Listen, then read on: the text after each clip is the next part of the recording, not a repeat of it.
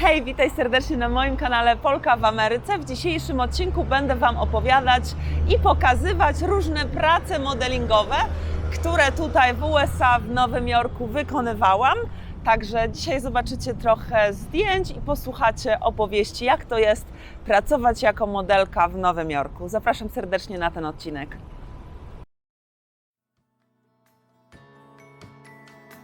Polka w Ameryce. Zacznę może od tego, że w Europie, dobra, teraz szybko przechodzę nielegalnie na środku jezdni, ale tak się tutaj robi. Zacznę może od tego, że ja już byłam na emeryturze modelingowej w Polsce. Przyjechałam tutaj do Stanów, do Nowego Jorku w wieku 28 lat i byłam pewna, że cała ta moja przygoda z modelingiem już się skończyła, że to tyle. Natomiast jakoś tak zaczęłam chodzić po tych różnych stronkach i coś mnie wzięło, żeby założyć sobie profil na takiej stronie, która się nazywa Model Mayhem.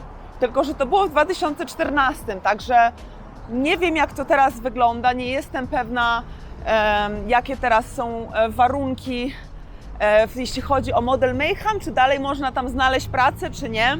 W każdym razie moja historia jest taka, że wrzuciłam tam jakieś swoje stare zdjęcia modelingowe, które miałam jeszcze z Polski, z Europy, z Rzymu, z Grecji. Jeździłam trochę jako modelka, także znaczy nie dużo w sumie jeździłam, bo nigdy nie miałam takich idealnych wymiarów modelingowych. Nigdy też nie byłam tak, że tak powiem, naturalnie chuda. Zawsze wiązało się to z dużą ilością wkładanej ciężkiej pracy w dietę czy w ćwiczenia u mnie, bo jestem raczej grubokoścista, a modelki są jednak zbudowane tak, że te kości po prostu są takie szczupłe i one mogą jeść i nigdy nie tyją. No ale to już jest opowieść na inny odcinek. No i w każdym razie założyłam tą stronkę Model Mayhem i tam napisali mi, że kilka dni jest potrzebnych na weryfikację, że mój profil będzie aktywny w ciągu kilku dni, jeśli zweryfikują i wszystko jest ok. No i kiedyś gdzieś byłam na mieście, słuchajcie, wracam do domu z miasta, a tu nagle 20 różnych wiadomości na tym profilu Model Mayhem. Okazało się, że w międzyczasie, jakby nie było mnie w domu, to mój profil stał się aktywny i gdzieś tam mnie zapromowano na głównej stronie, że właśnie nowy profil się pojawił, nowej modelki Alex Rack, bo tak dla ułatwienia zmieniłam swoje jakby imię, nazwisko tutaj. Nieoficjalnie oczywiście, to jest taki artystyczny przydomek. Akurat teraz przychodzi, wiecie co, koło Polskiego Instytutu Art and Science. Polski Instytut Naukowy tutaj w Ameryce. Tak wygląda. Możecie sobie wejść na stronę i zobaczyć, co ciekawego robią. Pracowałam tam kiedyś, poszłam tam nagrywać rzeczy dla telewizji polskiej. W każdym razie, ten profil nagle 20 różnych wiadomości. Ja zaczynam je czytać, a tam ludzie, fotografowie proponują mi współpracę, żebym przyszła na zdjęcia, później z tego jakaś praca zaczęła wychodzić i tak summa summarum, nawet po 30, i to grubo po 30, bo jak miałam jeszcze powiedzmy 34-35 lat, to wciąż modelingowałam, gdzie w Europie po prostu nie do pomyślenia, przynajmniej w Polsce, w wieku tam powiedzmy 25-26 lat już jest koniec jakby tych wszelakich karier i przygód, jeśli chodzi o modeling. Natomiast tutaj się okazało, że to nie było wcale za późno. I faktycznie rozpoczęłam pracę. I pokażę Wam w tym odcinku kilka takich fajnych prac, które wykonywałam. Coś na pewno się tutaj Wam spodoba, bo miałam różnorakie sesje. Miałam takie sesje TFP, czyli Trade for Photos, czyli przychodzi modelka na sesję, bo chce sobie zrobić na przykład fajnie nowe portfolio i nie płaci za taką sesję, bo zazwyczaj na przykład jak jest się aktorem i chcesz zrobić sobie sesję, żeby na przykład mieć nowe headshoty, czyli nowe zdjęcia do Twojego aktorskiego resume, to już wtedy trzeba za to płacić. Ale jak masz właśnie kontakty, ja nigdy za moje akurat zdjęcia nie płaciłam, bo zawsze jakiś kontakt się znalazł dzięki temu, że pracowałam jako modelka. Zawsze był jakiś znajomy fotograf, który mi mógł takie zdjęcia zrobić za darmo. A właśnie wtedy, jak zaczęłam pracę tutaj jako modelka w wieku 28 lat, to robiłam taki właśnie wymianę za zdjęcia. Czyli ja się pojawiam, nie dostaję na początku pieniędzy, a później mam za to zdjęcia. Trochę teraz jestem tutaj rozkojarzona, bo wchodzę teraz do sklepu, także zaraz Wam będę dokończać moją opowieść o modelingu, tylko wejdę sobie szybko tutaj do sklepu, coś kupię. Dobra, wychodzę już ze sklepu, mam zakupy, także z torbą na zakupy będę teraz chodzić i Wam opowiadać. Także ja sporo miałam tych zdjęć właśnie, że nie za pieniądze, tylko wymiana właśnie zdjęcie za mój czas. Ale z kolei później, jak wiadomo było, że nie jestem, prawda, najmłodsza, co zresztą mam taką historię z New York Fashion Weeka, to może od razu Wam opowiem, bo jest śmieszna. W wieku 30 lat chodziłam na New York Fashion Weeku.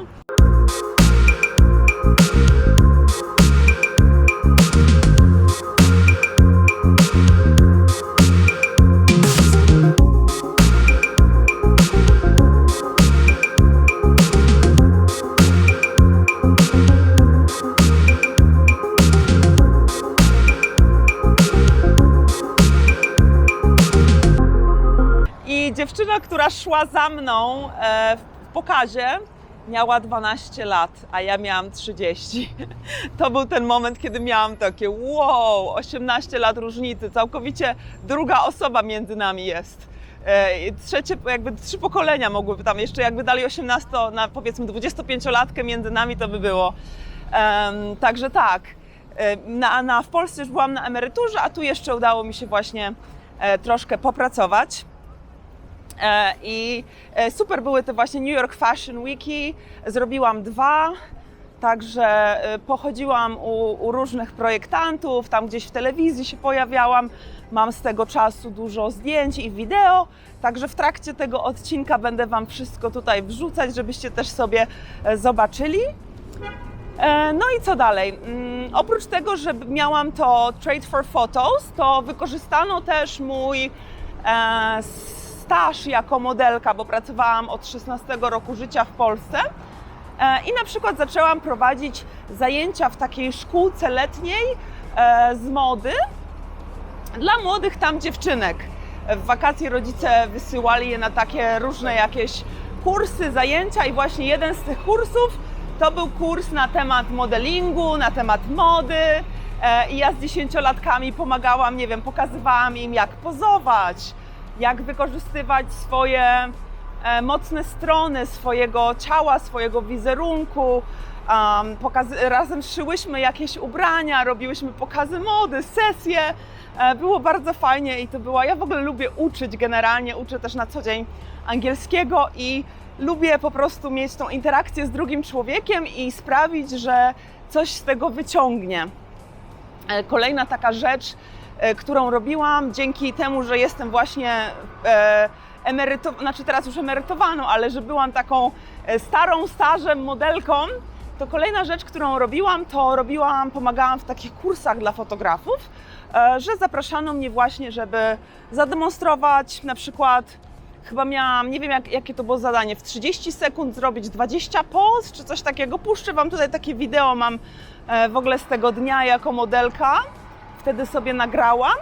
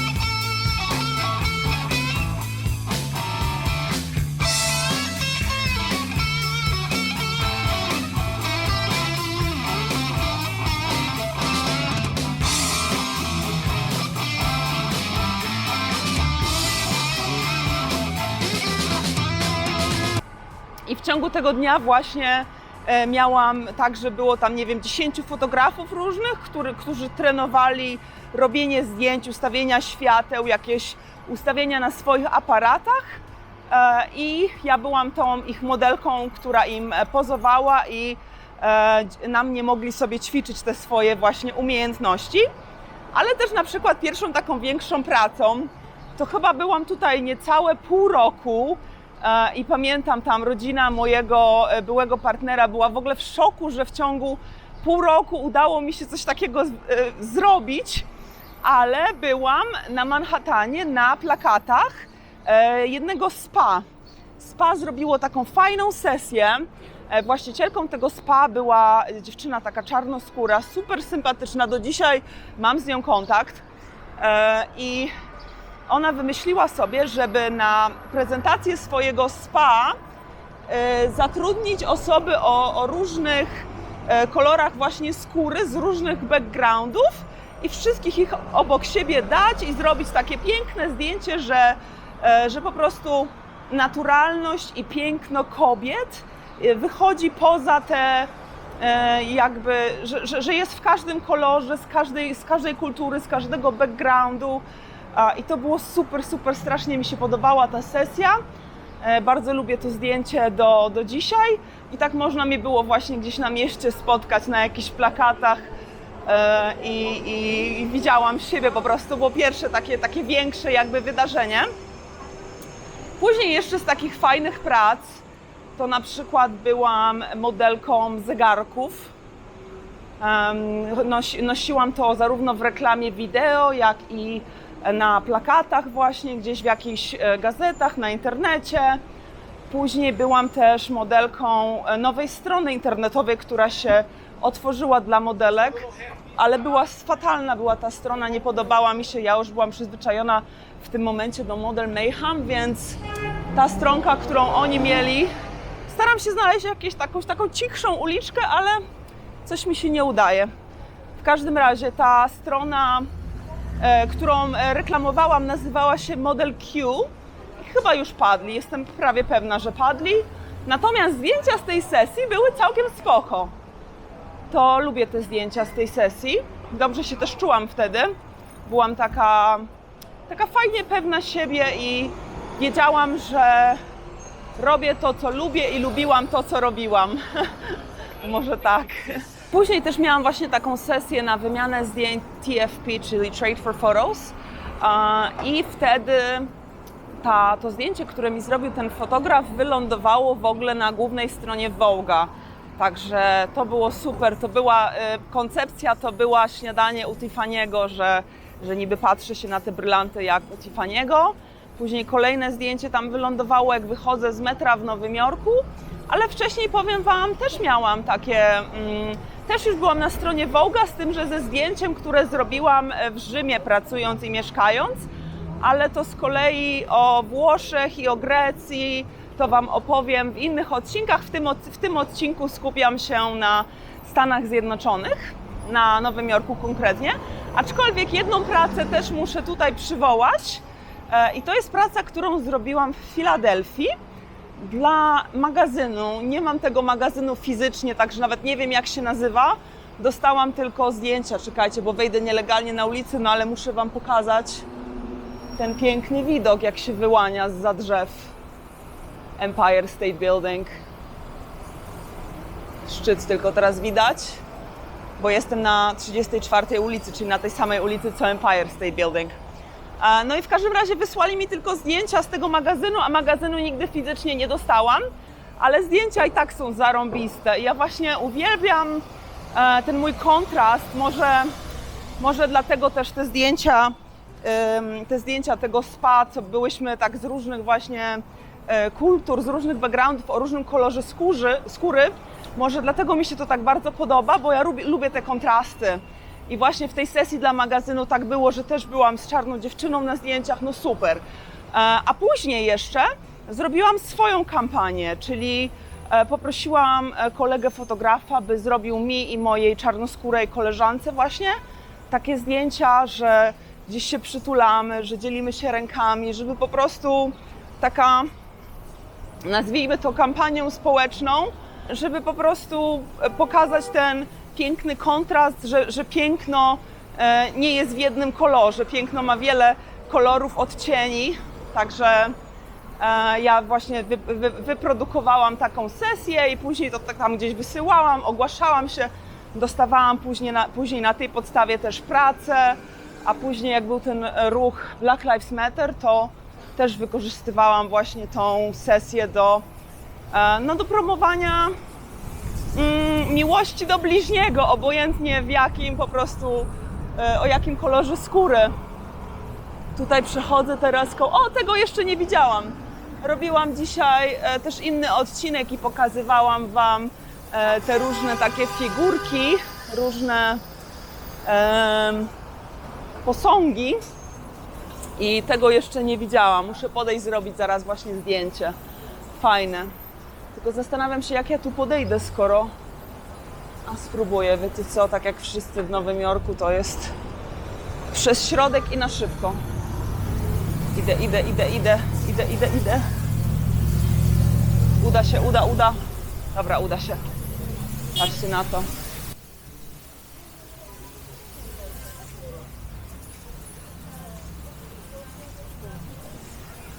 Fajne też w sumie fuchy były jako fit model, czyli modelka, na której przymierzane są ubrania. Albo żeby pokazać klientowi, jak wyglądać będą te ubrania faktycznie na człowieku, nie na manekinie, jak się porusza na przykład dana sukienka w ruchu i tak dalej. Albo żeby taki rozmiar konkretnie, o tu nawet lepiej widać Empire, albo po prostu żeby rozmiar przymierzyć, żeby zobaczyć, czy to jest dobrze uszyta sukienka na ten konkretny sztampowy rozmiar. Ja tutaj w Stanach byłam między rozmiarem 2 a 4 za czasów modelingu, to jest takie w Polsce powiedzmy 36.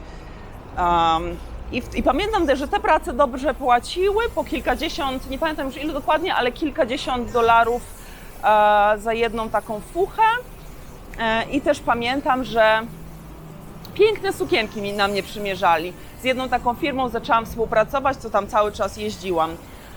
Jako że mam też bardzo fajne włosy, jestem bardzo naprawdę szczęśliwa, że tak genetycznie mi tutaj podpasowało to, bo niefarbowane, naturalne, zdrowe i przez to też pracowałam często jako modelka z włosami swoimi. Między innymi zrobiłam kampanię kosmetyków kokosowych do włosów i też byłam i w wideo, i w reklamie, i jako właśnie modelka na zdjęciach na ich tam głównej stronie. To było, pamiętam, wspaniałe, żeby być twarzą po prostu takich fajnych kosmetyków, bo świetna była marka, New Coco się nazywali. Czekajcie, patrzę jeszcze na listę, jakie są kolejne prace, o których mogę opowiedzieć, a w międzyczasie może stanę w ten sposób.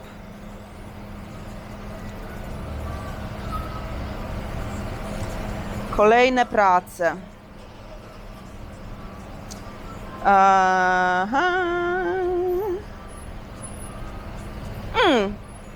Jest kilka jeszcze takich fajnych prac. Już tutaj jestem. Kolejna prac to sesja Tropical Mermaid. To była taka sesja za pieniądze, ale dla dziewczyny, która zdawała FIT, to jest tutaj taka uczelnia właśnie dla projektantów, dla artystów, właśnie wizjonerów. Ona akurat chciała być projektantką mody i zaprojektowała całą sesję dla mnie i nazwała ją właśnie Tropikalna Syrena.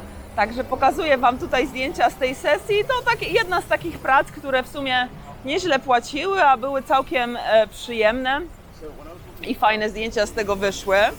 Miałam też sesję dla Galerii Sztuki, bo robili takie komiksowe opowiadanie pewnej historii i właśnie zatrudnili nas, żeby robić zdjęcia, żeby z tego ułożyć całą historię, ale najfajniejszy motyw tego był taki, że później po prostu widziałam siebie na ścianie w Galerii Sztuki. Jak znajdę tutaj zdjęcie, które mam z tej Galerii Sztuki z kolegą, to Wam wrzucę, żebyście zobaczyli. Dalej zrobiłam fajną reklamę też winnicy, która również była głównie reklamą wideo, ale też porobili trochę zdjęć. I to była fajna praca, aczkolwiek praca sama w sobie była fajna, ale mam złe wspomnienia z tej pracy ze względu na ludzi, z którymi pracowałam, ponieważ to będzie dziwne, co powiem, ale ta praca była pod Atlantic City. To jest takie nasze tutaj regionowe Las Vegas w New Jersey. I miałam tam dojechać z takimi 2 chłopaczkami i z makijażystką, czyli nasza 4 jechała tam autem. No i wszystko spoko, wszystko fajnie. Tych 2 chłopaczków okazało się, że to są Rosjanie, a ta babka, makijażystka, była Amerykanką. I to wtedy było, wiecie, to był rok, nie wiem, 2015-16. To ja jej mówię, że właśnie, że co tam się dzieje na Krymie, że bez sensu, że na przykład jakieś tam jabłka czy banany wtedy palili, czy coś takiego, bo to z Unii Europejskiej. Jakiś taki polityczny wątek wrzuciłam, że na zasadzie, ej, wy chyba nie jesteście za Putinem, przecież to taki Po czym się okazało, że panowie jednak byli za Putinem, więc zaczęli go bardzo chronić i bardzo kolorować w tej rozmowie ze mną i mówić, jaki jest cudowny i wspaniały. No i ta trasa już przestała być dla mnie przyjemna, bo oni nie chcieli już jakby mieć nic ze mną do czynienia, bo stwierdzili, że Polka, która nie kocha Putina, coś jest nie tak tutaj. Więc wieczorem wszyscy sobie pojechali do Atlantic City, do kasino, bez jednej osoby, mianowicie beze mnie. Bo już ci panowie Rosjanie nie chcieli się do mnie odezwać, żeby ze mną wyjść sobie do kasyna. Także było mi przykro, bo zostałam po prostu tak potraktowana w związku z tym, że nie zgadzałam się z tym, co do mnie mówili o polityce Putina. A już wiadomo, to było, mimo że to było tam, nie wiem, z 7 lat temu, to już wiadomo było, jakim sukinkotem jest. A widocznie nie każdy chciał o tym słyszeć. Lepiej żyć czasami w przekłamaniu i udawać, że wszystko jest super pięknie. No nic, ale sesja sama sobie i wideo samo w sobie super, mam świetne wspomnienia, tylko właśnie tych Rosjan nie wspominam dobrze. Jestem pod samym Empire State Building, także od razu pokazuję.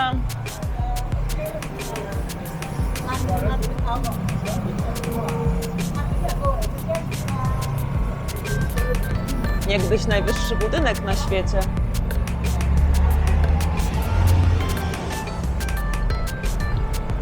W sumie przez prawie 50 lat.